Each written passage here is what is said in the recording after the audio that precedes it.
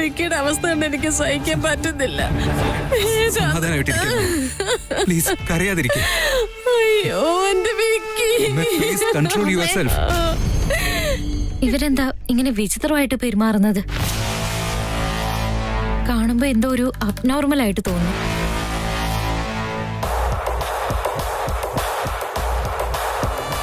അമ്മേ പ്ലീസ് അമ്മേ. എന്റെ വിക്കി കിടക്കുന്നത് കണ്ടില്ലേ മോളെ?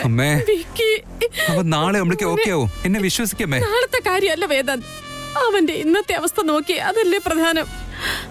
ഇല്ല, എന്റെ വിക്കി എനിക്കിങ്ങനെ കണ്ടു നിൽക്കാൻ പറ്റില്ല വേദാന്ത്. എന്റെ വിക്കി.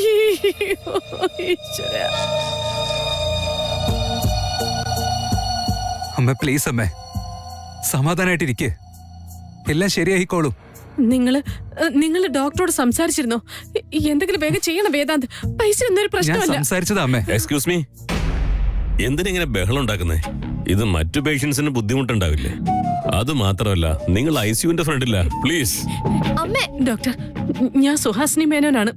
ICUവിൽ കിടക്കുന്നത് എന്റെ മകനാ വിക്കി. എന്താ പറ്റിയത് ഡോക്ടർ? അവനെപ്പോഴാ ബോധം വരുന്നത്? എപ്പോഴാ അവനൊന്ന് സംസാരിക്കുന്നേ?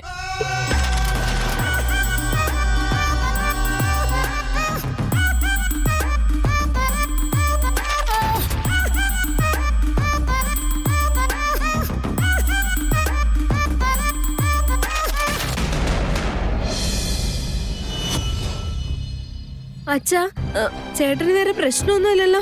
വേഗം തന്നെ ഓക്കെ ആവില്ലേ? പേടിക്കാനൊന്നുമില്ല മോളെ, എല്ലാം പഴയതുപോലെയാവും. പഴയതുപോലെ ആയാൽ മതിയായിരുന്നു. നമ്മൾക്ക് മാത്രം എന്താ ഇങ്ങനൊക്കെ ഒരു വിധി? നമ്മൾ അതിന് മാത്രം എന്ത് പാപമാണ് ചെയ്തത്? അയ്യോ, എന്താ അമ്മ അങ്ങനെയൊക്കെ പറയുന്നേ? നമ്മുടെ ആരതിയുടെയും വിക്കിയുടെയും കല്യാണം കഴിഞ്ഞു. ഇപ്പൊ നമ്മൾ മെസ്സും തുടങ്ങി ആ സന്തോഷത്തിലിരിക്കുമ്പോ ഇങ്ങനൊക്കെ നടന്നില്ലേ? പാവം മോളെ വിക്കി, അവന്റെ ശരീരം മുഴുവൻ ബാൻഡേജാ. അവൾക്കതൊന്നും താങ്ങാൻ പറ്റില്ല. നമുക്കെല്ലാവർക്കും അവൻ പഴയതുപോലെ ആകുമെന്ന് ഓർത്ത് സമാധാനപ്പെടാം. പക്ഷെ വേദന അനുഭവിക്കുന്നത് അവനൊറ്റയ്ക്കല്ലേ? ഭാരതി കരഞ്ഞു കരഞ്ഞ് അവളുടെ കണ്ണൊക്കെ ചുവന്നു പോയി മോളെ. എങ്ങനെയൊക്കെ ഞാൻ സമാധാനിപ്പിച്ചിട്ടും അവള് കരഞ്ഞുകൊണ്ടിരിക്കുക. ഈ അവസ്ഥയിൽ എല്ലാവരും അങ്ങനെയല്ലേ ചെയ്യുള്ളൂ പ്രഭി. ഇത്രയല്ലേ സംഭവിച്ചുള്ളെന്ന് ഓർത്ത് നമുക്ക് സമാധാനിക്കാനല്ലേ പറ്റൂ. നമുക്ക് സന്തോഷമായിട്ട് ജീവിക്കാൻ ഒരുപാട് കാലം പറ്റില്ലെന്നാണോ? നമ്മള് മിഡിൽ ക്ലാസ് ഫാമിലി ആയോണ്ട് എപ്പോഴും കഷ്ടപ്പെട്ട് ജീവിക്കണമെന്നാണോ? നമുക്കും സന്തോഷിക്കാൻ അവകാശമില്ലെന്നാണോ? ഈശ്വരൻ എന്തിനെങ്കിലും നമുക്കിങ്ങനെ കഷ്ടപ്പാട് മാത്രം തരുന്നേ? സന്തോഷം മാത്രമല്ല പ്രമി, കഷ്ടപ്പാട് ഒരുപാട് നാളുണ്ടാവില്ല. മക്കളെ, നിങ്ങൾ ടെൻഷനൊന്നും വേണ്ട. ചേട്ടൻ പഴയതുപോലെ ആയിക്കോളൂ. പോയി കിടന്നുറങ്ങിക്കോ. നിങ്ങൾ അത് മാത്രം ആലോചിച്ചുകൊണ്ടിരിക്കണ്ട. സമാധാനിക്ക്. അവൻ നോർമലായിട്ട് സംസാരിക്കുമല്ലോ, അവന് കുഴപ്പമൊന്നും ഉണ്ടാവില്ലല്ലോ. അവന് സ്പെഷ്യൽ കെയർ കൊടുക്കണം doctor. Please take care of him. അത് ഞങ്ങളുടെ ഡ്യൂട്ടി വേണം. പക്ഷെ ഇപ്പൊ നമുക്കൊന്നും ചെയ്യാൻ പറ്റില്ല. ഞങ്ങൾ ട്രീറ്റ്മെന്റ് ഒക്കെ ചെയ്യുന്നുണ്ട്, പക്ഷെ അദ്ദേഹം മരുന്നുകൾക്കൊന്നും റെസ്പോണ്ട് ചെയ്യുന്നില്ല. കോമയിലാണിപ്പോൾ ഉള്ളത്. വേദാന്ത്, വിക്കിയെ നോക്കിയിരുന്ന ഡോക്ടർ ഇത് തന്നെയാണോ? അതോ മറ്റാരെങ്കിലും കുറിച്ചാണോ ഇദ്ദേഹം പറയുന്നത്? അവൻ ഇങ്ങോട്ട് വരുന്ന വഴിക്ക് എന്തെങ്കിലും സംസാരിച്ചിരുന്നോ? അവൻ എന്തെങ്കിലും പറഞ്ഞോ വേദാന്ത്? എല്ലാവരും എന്താ സൈലന്റ് ആയിട്ട് നിൽക്കുന്നേ? ഈ ഡോക്ടർ കോമ എന്നൊക്കെ പറയുന്നുണ്ടല്ലോ വേദാന്ത്. ഇല്ല അമ്മേ, അവൻ ആക്സിഡന്റ് ആയപ്പോ തന്നെ ബോധം നഷ്ടപ്പെട്ടിരുന്നു.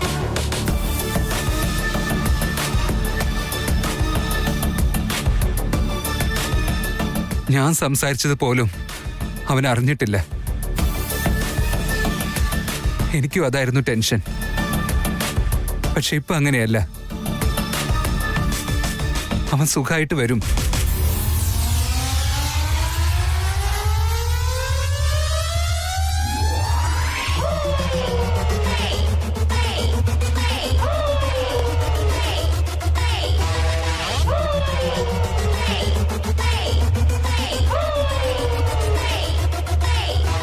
അവനൊന്ന് സംസാരിക്കാത്ത സ്ഥിതിക്ക് എന്തായാലും രക്ഷപ്പെട്ടു. അവൻ ഇനി ഒരിക്കലും സംസാരിക്കാൻ പാടില്ല. ഒരുപാട് പേര് ഇവിടെ വേണ്ട. നിങ്ങളുടെ റിലേറ്റീവ്സിനോട് ഇവിടെ വരണ്ടെന്ന് പറഞ്ഞേക്കണം. പ്ലീസ്, കൂടുതൽ ആളുകൾ വേണ്ട.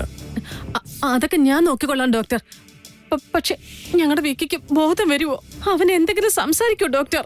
അതിനെക്കുറിച്ച് ഇപ്പൊ പറയാൻ പറ്റില്ല.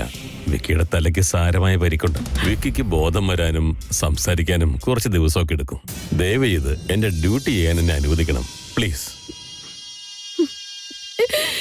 ടീച്ചറെ, എന്തൊരു വിധിയായത്! എന്റെ കുട്ടിക്ക് എന്തിനാ ഇങ്ങനൊരു അവസ്ഥ വരുത്തിയത്? അവനെ എപ്പോഴും വാതുവരാതെ സംസാരിക്കുന്ന ഒരാളായിരുന്നു. അമ്മേ,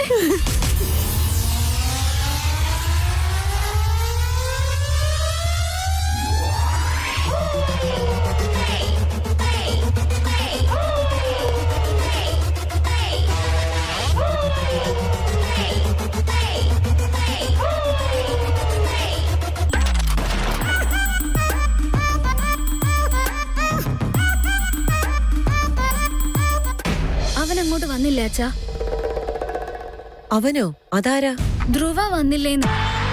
നീ അവനോട് ഫോൺ ചെയ്ത് എല്ലാ കാര്യങ്ങളും പറഞ്ഞോ? ഫോണൊന്നും ചെയ്ത് പറഞ്ഞില്ല അമ്മേ. നിങ്ങൾ പോയി കഴിഞ്ഞപ്പോ അവൻ വന്നിരുന്നു. ഫുഡൊക്കെ കഴിച്ച ശേഷം സമാധാനമായിട്ടാ ഞാൻ പറഞ്ഞത്. ഇല്ലെങ്കിൽ ആഹാരം പോലും കഴിക്കാതെ അവൻ ഇവിടുന്ന് പോവില്ലേ. ഞാൻ ലേറ്റ് ആയിട്ടാ പറഞ്ഞത്. ആഹാരം കഴിച്ചിട്ട് ഞാൻ എല്ലാ കാര്യങ്ങളും പറഞ്ഞമ്മേ. കേട്ട് കഴിഞ്ഞപ്പോ നല്ല ടെൻഷനിലായിരുന്നു. സ്വന്തം ചേട്ടൻ ഇങ്ങനെ സംഭവിച്ചു കഴിഞ്ഞാ ആരാ ടെൻഷൻ അടിക്കാതിരിക്കുന്നത്? അത്രയും ടെൻഷനായിട്ട് പോലും നിങ്ങൾ ഒറ്റയ്ക്കായതുകൊണ്ട് ഞാൻ പോകുന്നില്ലെന്ന് വാശി പിടിച്ച് നിൽക്കുമായിരുന്നു. അതൊന്നും സാരമില്ല, ടെൻഷൻ ആവാതെ നീ പോയിട്ട് വരാൻ പറഞ്ഞ ഞാനാ വിട്ടത്. ഞങ്ങള് ആശുപത്രിയിൽ നിന്ന് ഇറങ്ങുന്നവരെ ധ്രുവൻ അങ്ങോട്ട് വന്നിട്ടേയില്ല. ഞങ്ങൾ ഇറങ്ങിയ ശേഷം വന്നിട്ടുണ്ടെങ്കിലേ ഉള്ളൂ. നിങ്ങൾ ഇത്ര പെട്ടെന്ന് ഇങ്ങോട്ട് വരേണ്ട ആവശ്യമില്ലായിരുന്നോ അമ്മേ? ചേച്ചിയുടെ അടുത്ത് കുറച്ചു നേരം കൂടി ഇരിക്കാറുന്നില്ലേ? അവിടെ അമൂല്യുണ്ടല്ലോ. ഞാനിനി അവിടെ തന്നെ നിന്ന എനിക്ക് കരച്ചിൽ സഹിക്കാൻ പറ്റില്ല. അതുമാത്രമല്ല, ഞാൻ കരയുന്ന കണ്ട ആരതിക്കും കരച്ചിൽ സഹിക്കാൻ പറ്റില്ല. ഇനി കുറച്ചു നാളെങ്കിലും അവൻ ആശുപത്രി തന്നെ കിടക്കേണ്ടി വരും. മിക്ക പാവോ മോളെ.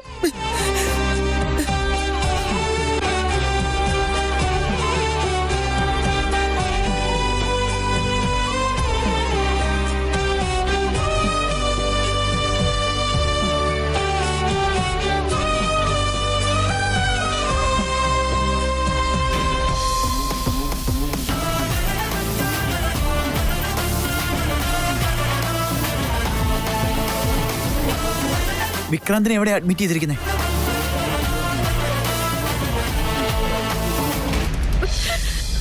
വിക്കി,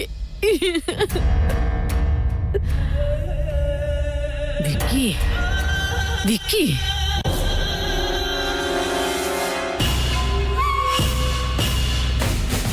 അവന്റെ ഒരു അക്ഷരം മിണ്ടരുതെന്നല്ലേ പറഞ്ഞത്? ഇപ്പൊ കിടക്കുന്ന കണ്ടില്ലേ? അവൻ ഇപ്പോഴും കിടക്കുകയാണല്ലോ. വായിട്ട് തുറക്കാനും പറ്റുന്നില്ല. അത് ഇപ്പോഴത്തെ കാര്യം മാത്രമാ. ആ ഡോക്ടർ പറഞ്ഞതൊക്കെ നീ കേട്ടല്ലോ. 2 ദിവസം കൊണ്ട് എല്ലാം ശരിയാകുമെന്ന്. അത് കഴിഞ്ഞ എല്ലാ കാര്യങ്ങളും പുറത്തു വരും. അപ്പൊ എന്ത് ചെയ്യുമെന്നാ? എന്റെ ഒരു പ്ലാൻ പാളിപ്പോയെന്ന് വെച്ച് എന്റെ ബുദ്ധിയെ ഒരിക്കലും ചോദ്യം ചെയ്യാൻ നിൽക്കരുത്. അതെനിക്ക് പറയാനുള്ളൂ. ഇതൊക്കെ വെറും തമാശയാണെന്നാണോ നീ വിചാരിച്ചത്? സംഭവിച്ചത് എന്താണെന്ന് ആരും മനസ്സിലാക്കാത്തത് നിന്റെ ഭാഗ്യം എന്ന് പറഞ്ഞാൽ മതി. മനസ്സിലാക്കിക്കും. അങ്ങനെ സംശയം ഉണ്ടാകാൻ ഒരു സാധ്യതയില്ല സിസ്റ്റർ. കാരണം പ്ലാൻ ചെയ്തത് ഈ പ്രഭാകരൻ 2.0 ആണ്. ആർക്കും ഒന്നും അറിയില്ല, അറിയാനൊട്ട് പോകുന്നുമില്ല. എന്താണെന്ന് വെച്ചാ വണ്ടി ഇടിച്ചത് ഞാനാണെന്ന് ആ വിക്കിക്ക് പോലും അറിയില്ല. നോക്ക്, ഇതുവരെ നീ എന്താ ചെയ്തെന്നുള്ളതൊന്നും എനിക്കറിയണ്ട. പക്ഷെ ഇനി ഒന്നും സംഭവിക്കരുത്. അത് മനസ്സിലായോ? ഈ സുഹാസിനി മേനോൻ ഉണ്ടാക്കിയെടുത്ത സാമ്രാജ്യം തകർക്കാൻ ആരെയും അനുവദിക്കില്ല ഞാൻ. ഒന്നും ഓർത്ത് ടെൻഷൻ അടിക്കേണ്ട സിസ്റ്റർ. വിക്കിക്കുള്ള ടിക്കറ്റ് എടുത്ത് ഹോസ്പിറ്റലിൽ നിന്ന് നേരെ മുകളിലേക്ക് തന്നെ അയച്ചേക്കാം.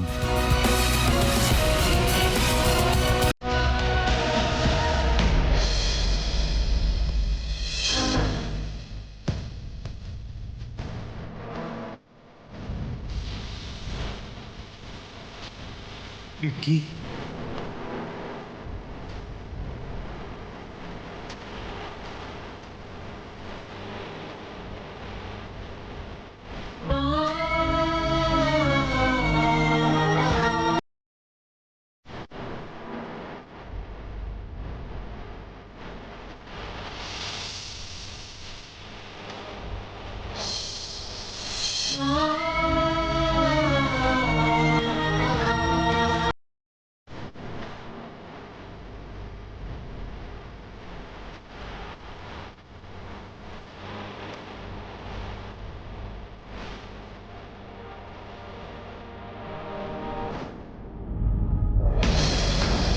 നിനക്കെന്താ ശരിക്കും ഭ്രാന്ത് പിടിച്ചോ?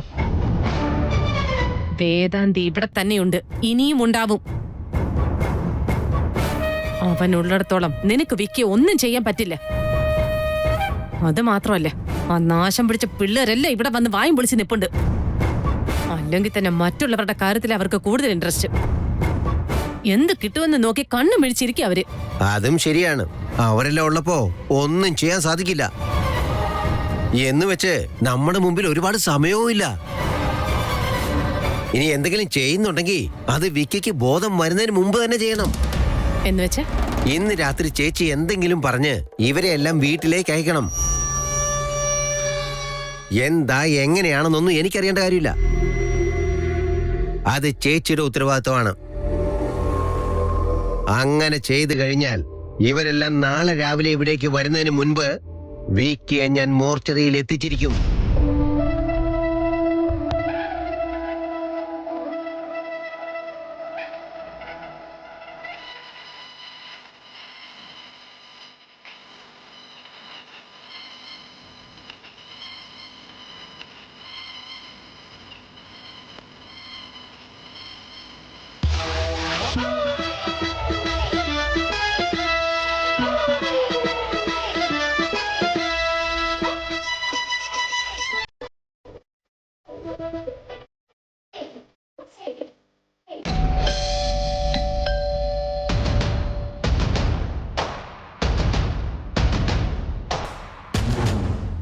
ഇതെന്താ വാതിലൂർക്കാൻ അമ്മായി തന്നെ വന്നേ? വീട്ടിൽ വേറെ ആരുമില്ലേ? ഞാൻ അമ്പലത്തിൽ പോയതായിരുന്നു. ഞാൻ തിരിച്ചു വന്നപ്പോ ഇവിടെ ആരും ഇല്ല. ജോലിക്കാരിയാ എനിക്ക് വാതില് തുറന്നു തന്നത്. ഞാൻ വന്നപ്പോഴേക്കും അവളും പോയി. സുഹാസിനി എങ്ങോട്ടാ പോയത്? അവൾ എങ്ങോട്ടാ പോകുന്നത്, ആരെയാ കാണുന്നത് എന്ന് എന്നോട് പറയാറുണ്ടോ? എന്നാലും ഞാൻ ഫോൺ ചെയ്തു, അതെടുത്തതും ഇല്ല. വീട്ടിൽ ഒരു മനുഷ്യക്കുഞ്ഞു പോലും ഇല്ല. എല്ലാരും എങ്ങോട്ട് പോയോ എന്തോ. നിക്കേ, ഞാൻ സുഹാസിനെ വിളിച്ചു നോക്കാം.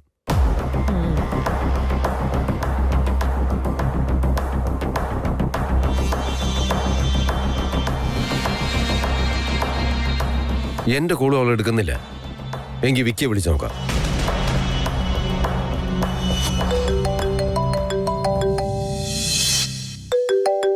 ആരുടെ കോളാ മോനെ വന്നത്? സുഹാസിനിയാണോ വിളിക്കുന്നേ? ഇല്ലമ്മായി, ഇത് ഓഫീസിൽ നിന്ന് വിളിക്കുന്നതാ.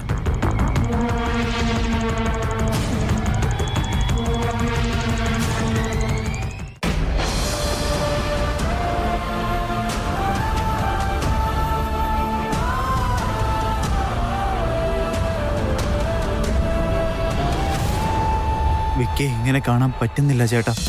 അവനെന്താ പറ്റിയത്? അവനൊന്നും സംഭവിച്ചിട്ടില്ല. എല്ലാരും എന്തിനാ അവനെ കണ്ടിങ്ങനെയൊക്കെ പറയാൻ നിൽക്കുന്നത്?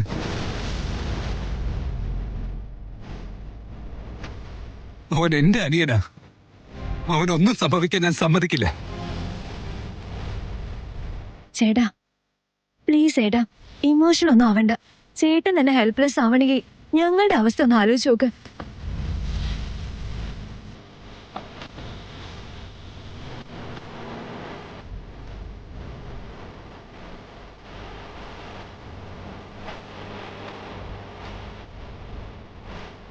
അമ്മ, ചേട്ടന് ഒരുപാട് ഡിസ്റ്റർബ്ഡാ.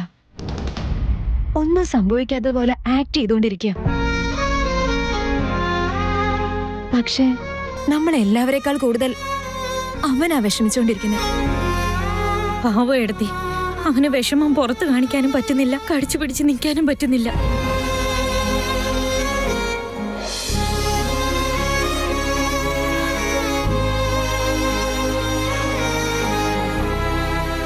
വേദാന്ത് കഷ്ടപ്പെടുന്നുണ്ട് എടുത്തി. നീ ഒന്ന് പോയി അവനെ സമാധാനിപ്പിക്ക് പ്ലീസ്.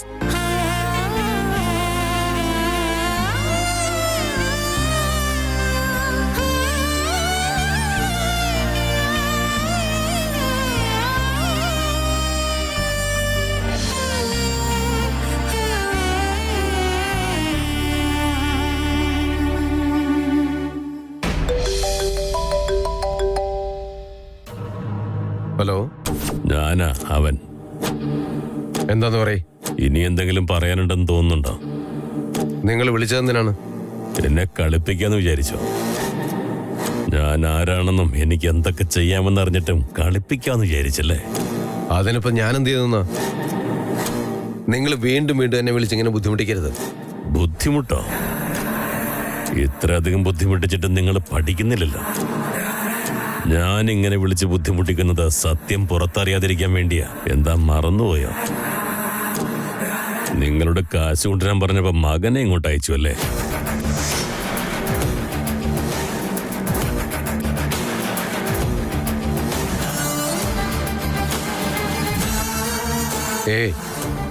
എന്താ നിങ്ങൾ ഈ പറയുന്നേ? ശ്രദ്ധിച്ചു കേട്ടോ. നിങ്ങൾക്കൊന്നും അറിയില്ല അല്ലേ? എനിക്ക് വെറും വാക്ക് പറയുന്ന സ്വഭാവമില്ല. ഇപ്പൊ എന്തായാലും നിങ്ങൾ എനിക്കെതിരെ കളിക്കാൻ തീരുമാനിച്ചു കഴിഞ്ഞല്ലോ. എന്നാ പിന്നെ നേരെ കളത്തിലിറങ്ങാനാണ് എന്റെ തീരുമാനം.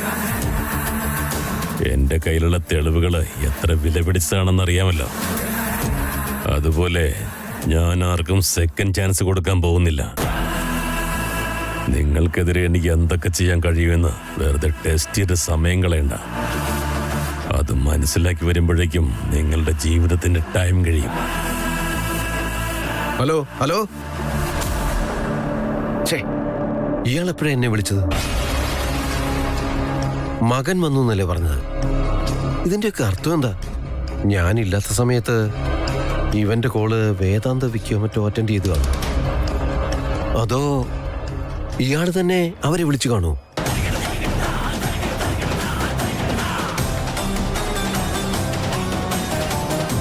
എന്റെ കോൾ ലിസ്റ്റിൽ അയാളുടെ നമ്പറും ഇല്ല. ഇയാൾ പിന്നെ വിളിച്ചെന്ന് പറഞ്ഞ ഇനി എങ്ങാനും ഈ കാര്യങ്ങളൊക്കെ വേദാന്ത് അറിഞ്ഞു കാണുമോ? Oh my God.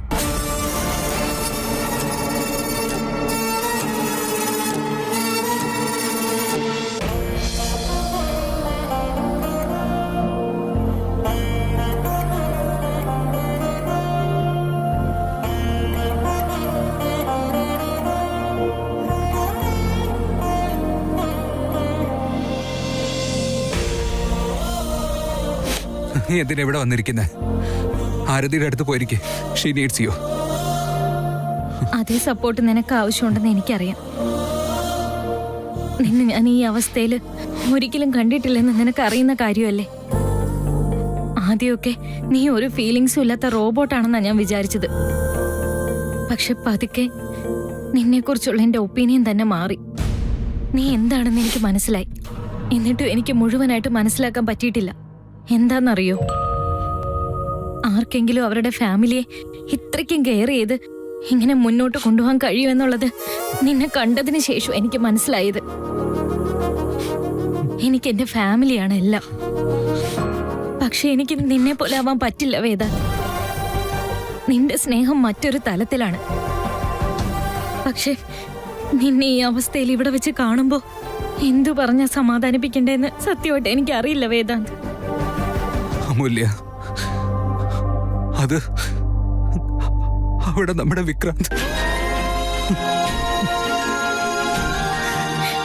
എനിക്കറിയാം വേദാന്ത്, നീ വിക്കിച്ചേട്ടൻ അനിയനായിട്ടല്ല സ്വന്തം മകനായിട്ടാ സ്നേഹിക്കുന്നെന്ന്.